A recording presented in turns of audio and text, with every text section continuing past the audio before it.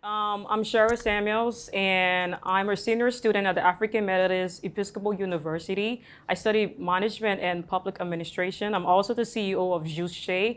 We are an organization that put together arts and craft to share our creativity in Liberia and tell them what we're capable of doing as Liberians.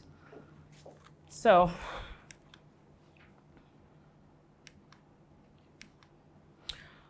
okay, so this is a journey of an entrepreneur as it relates to culture and traveling. What pops up in your mind once you hear the words culture, entrepreneurship, and traveling? From my point of view, I can only imagine a lot of different thoughts running through your minds. Everyone sees the world as a different place, and everyone has a different perspective of how the world is. Here's a chance to know what I think about the words mentioned earlier. Existing in a world of diversity, culture is a truly important factor, as it creates like a sense of belonging, it builds relationship, and it helps us find purpose in the society and differentiate how we execute tasks to surface, like when it comes to like random situations. Not neglecting that culture also instills value in us. Every culture has its portion of knowledge and belief, which sometimes makes us feel like we are better than other human beings. One essence of my presentation is to create the possibility of how to appreciate and be responsible to like coexist harmoniously regardless of where you're from. In 2019, I discovered that I'm a person who loves knowing about other people's culture, and I like to see what they do. So here I decided to take a trip down to Tapeta, which is like a town in a county in Liberia called Nimba. So with the excitement that I had, I told people that, okay, this is what I plan on doing. And they were all like, gonna tell you what we think about, Tapeta. So this was what most people told me. They're like, do not dress the way that you would, you would dress in the city. Do not eat alone. And also they're like, don't talk about your personal life to the people in the city. So I was like, okay. And then at a point, I was actually told not to like make the trip because I'm not going to make it back to the city in one piece. So that was just what people told me. But I was like, I'm still going to do it anyways. So we got on the bus and we went down to Tapeta. And what I think I did, like as a person who likes to know about culture, I decided to interact with the dwellers of the town and find out why people think the way they do. So the first gathering we had, people told me that people of the town frown on the way how we dress in the city, what we consider as comfortable clothing, which they're like crop tops, shorts, sleeveless tops, and short dresses for women. Why the men, like they were encouraged not to wear saggy pants. From this, I realized that if a culture is not fully explained to you and you don't experience it, it creates a negative thought in the mind of people who are alien to that culture. So after we have had the conversation with the dwellers of the town, I got to understand that what I was told was just the understanding of people who didn't ask about why the people of Tapeta do things the way they do. So this actually makes me to like appreciate the presence of how people do things in Tapeta. So another thing that relates to how they're going to be envious of how educated you are when you are coming from the city. It's actually not how it's done or how they think. I was told that they appreciate the presence of educated people because it is one of the ways they get exposed to better and improving ways of doing things. But most people, like in the town, uh, they express it in the way they can and not the way how people outside of the town would express it.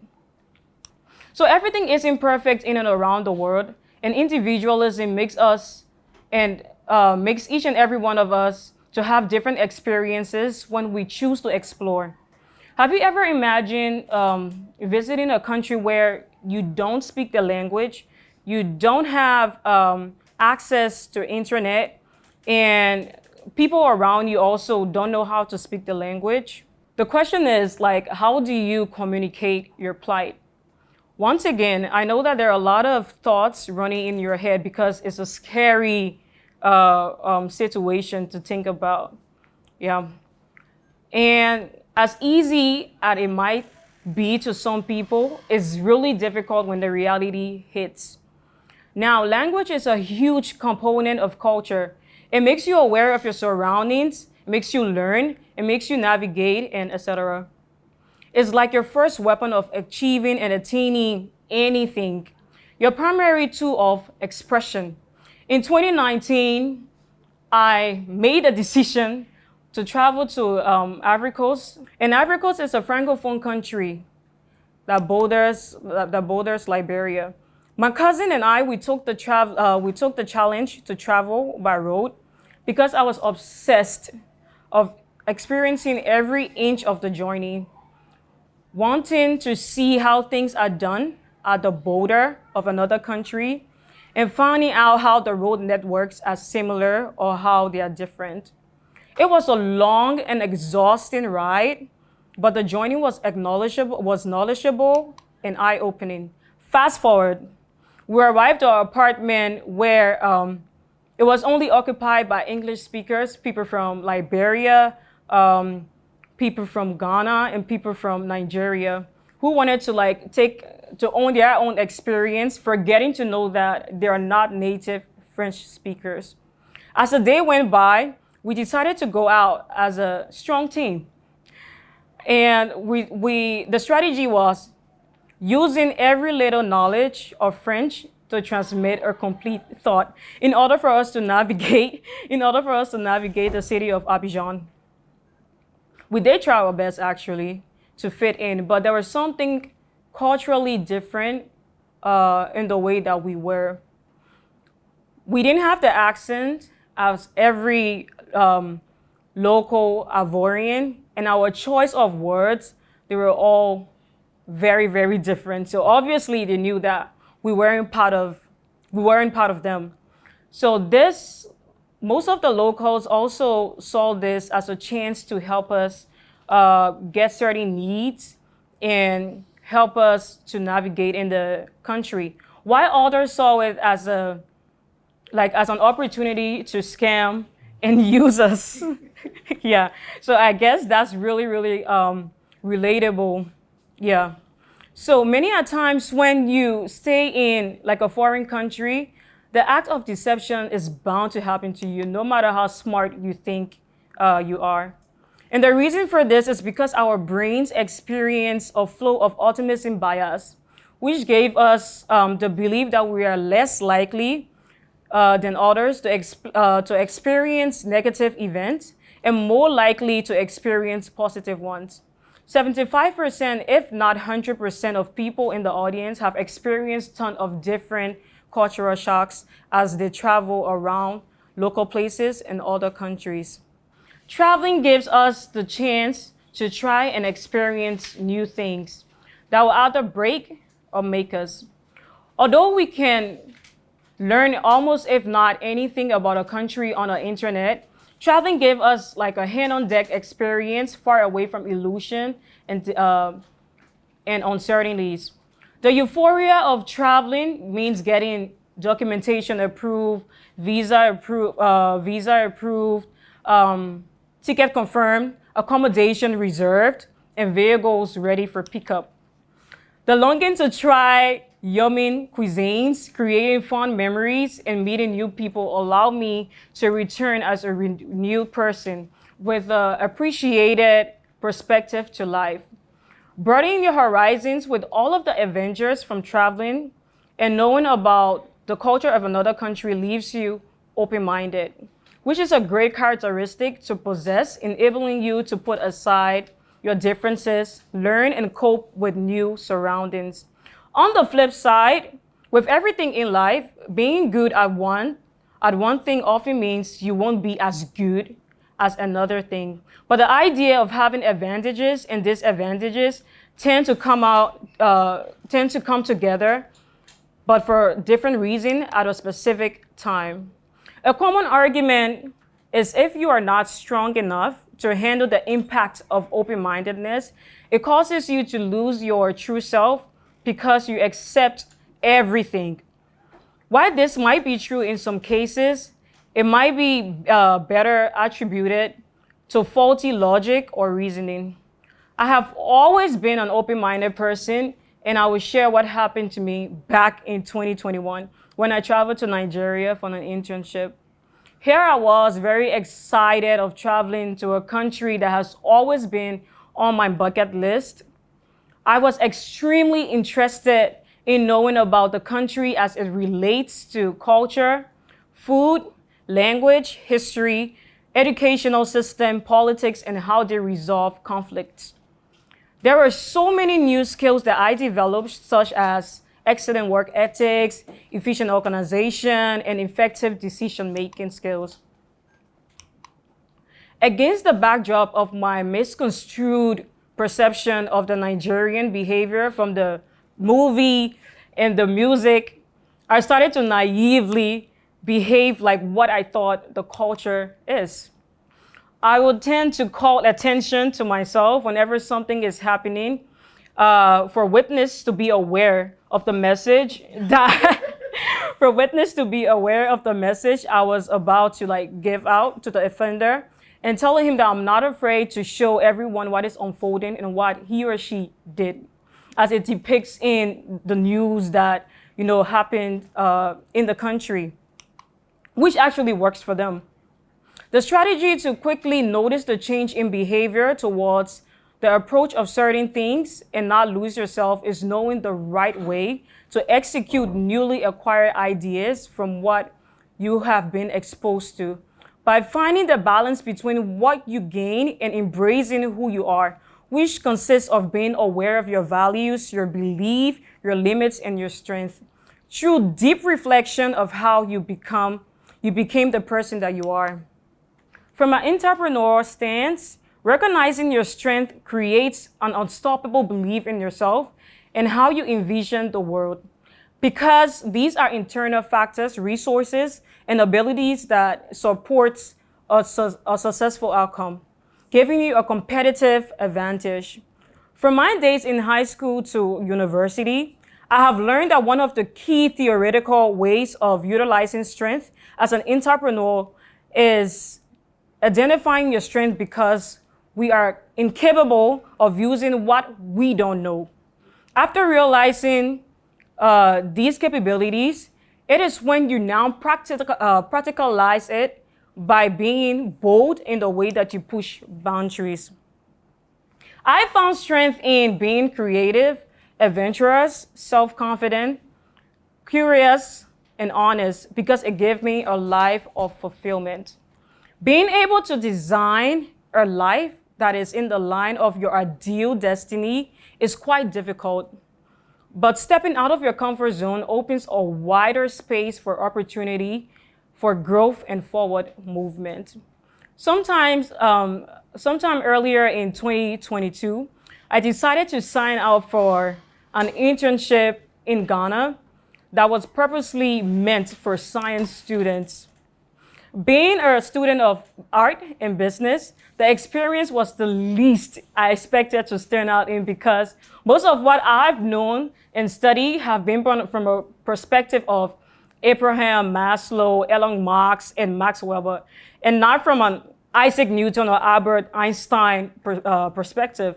So obviously, I was being, like, doubt was kicking in.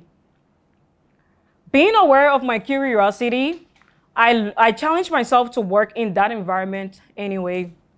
At the time of working in the strange field, I was able to learn new things like recycling, turning waste to wealth, by collecting tons of plastic, metals, waste of electrical equipment, glass, and create designs of various products and projects. After all the days and weeks of learning about chemical procedures, energy recycling, and battery processing, there came a time for every intern to create a power bank that would be strange and attractive for poachers. It was at this point that I realized that being different in a certain environment adds value to a required outcome.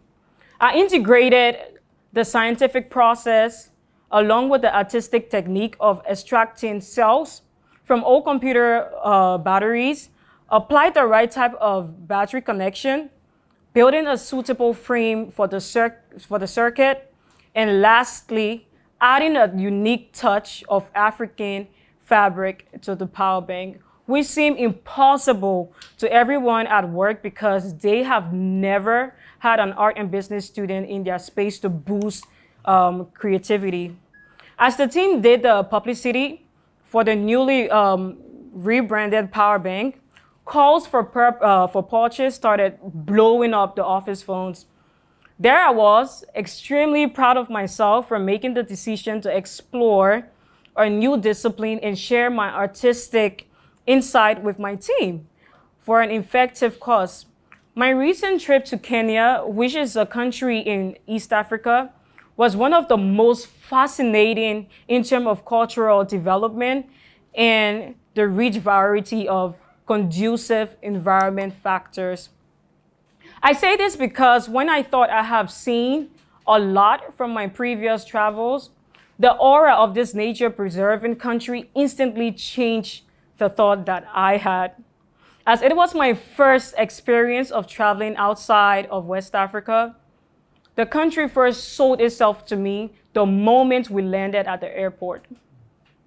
Coming from a slow developing country like Liberia, I tend to appreciate everything that seems different or better than what we have at home.